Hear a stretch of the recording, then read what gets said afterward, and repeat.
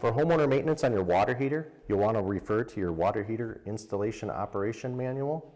But a few points to point out is you also want to do a visual inspection. If you see any water stains or fresh water on the floor, you'll want to call your service partner.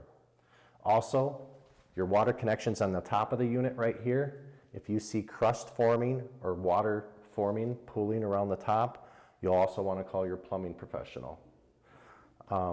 Down here,